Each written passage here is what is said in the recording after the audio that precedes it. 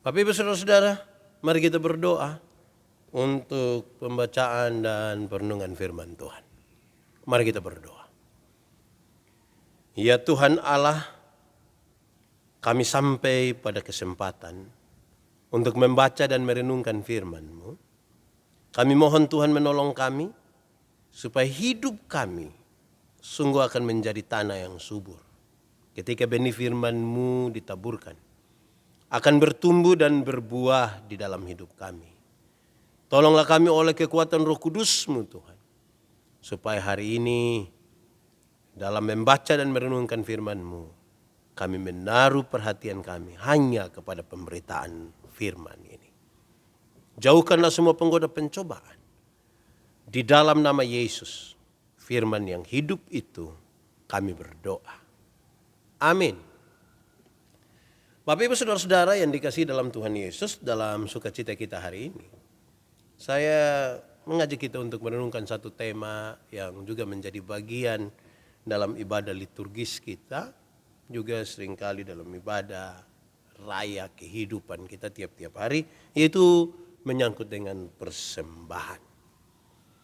Pembacaannya saya ambil satu ayat saja menurut surat Roma pasal 12 ayat 1. Roma pasal 12 ayat 1. Persembahan yang benar.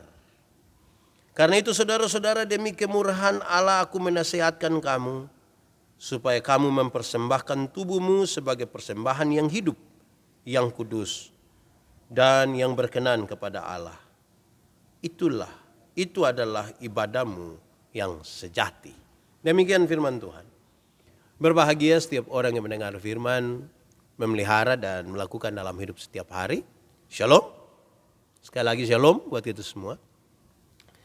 Bapak Ibu Saudara-saudara yang kekasih dalam Tuhan Yesus, ada hal yang menarik sepanjang COVID ini.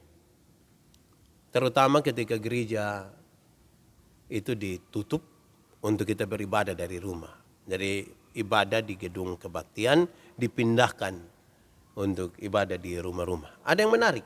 Saya baca media sosial, di media sosial ada orang buat status, bilang begini, kira-kira kapan gereja buka kembali ya? Terus ada yang komen bilang begini, nanti pas uang habis dulu. Nanti pas uang habis dulu. Pernah baca juga? Atau pernah dengar? Atau sendiri tulis? Atau sendiri om?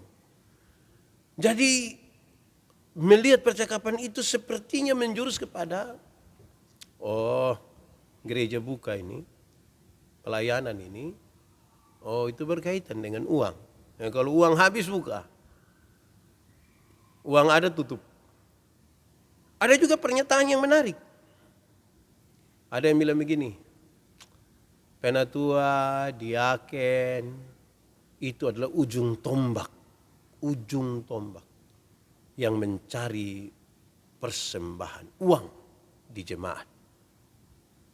Bayangkan.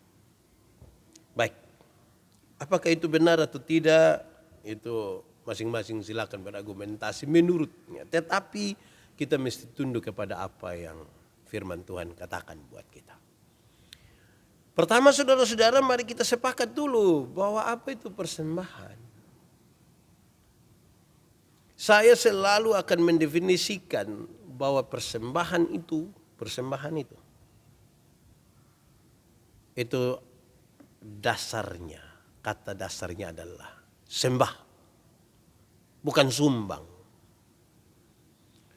Banyak orang terlalu berpikir persembahan itu sumbangan. Padahal ini sembah, karena kita datang kepada Tuhan, kita mau menyembah Dia, maka ada persembahan. Bukan sumbangan. Saudara percaya kalau Tuhan itu kaya? Percaya.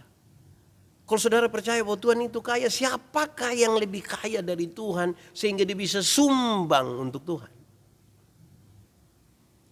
Tapi kalau kita datang dalam penyembahan, kita datang dengan barang yang kita bawa, uang yang kita bawa, segalanya itu tidak ada artinya di hadapan Tuhan. Kira-kira begitu dulu. Saudara-saudara, sebenarnya persoalan kita ada di mana. Sampai pernyataan seperti yang awal saya sebutkan itu kok bisa ada, bahkan itu terjadi di kalangan jemaat.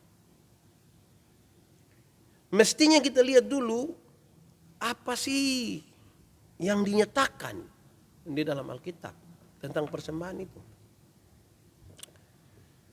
Pertama saudara-saudara, saya ingin sampaikan kepada kita bahwa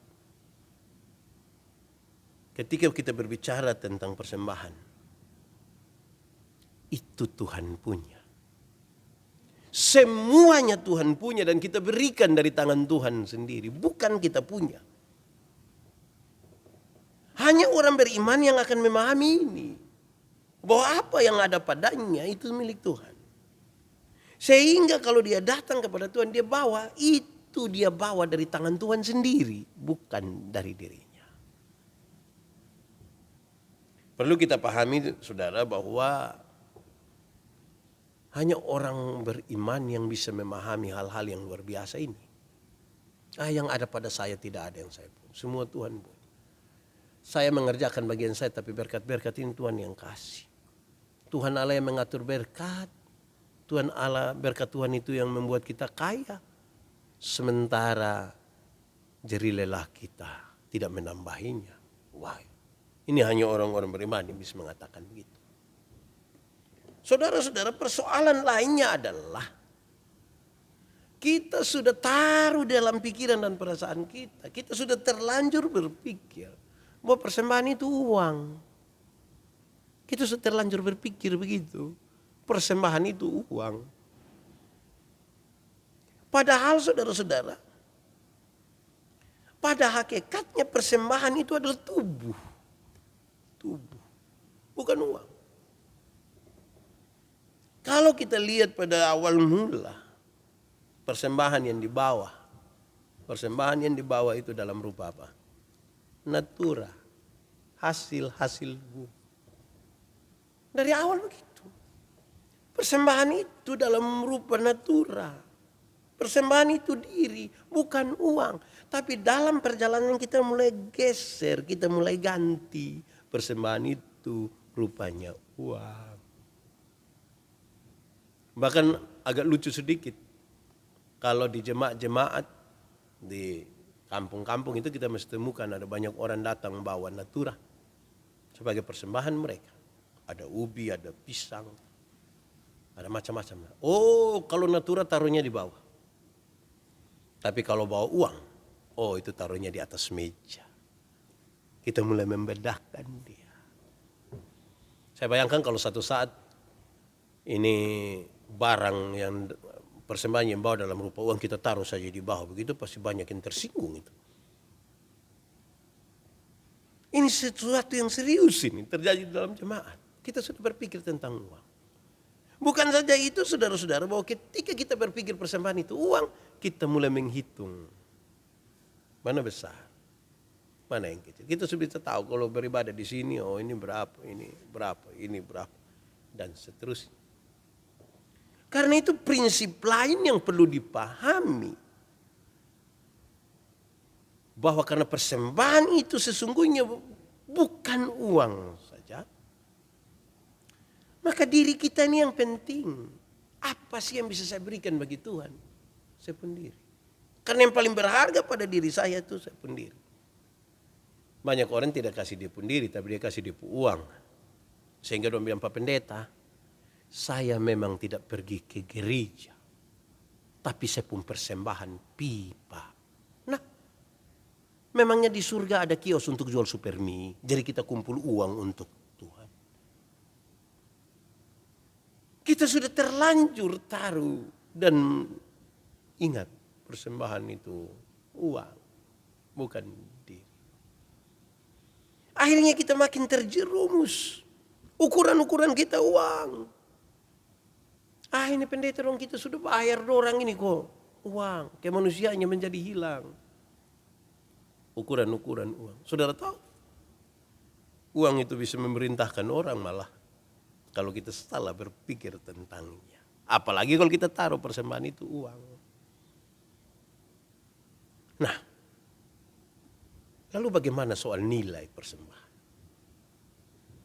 Kalau hal-hal awal tadi kita sudah paham dengan baik, sekarang kita menjadi lebih paham bahwa nilainya sudah bukan berapa besar, tetapi berapa utuh.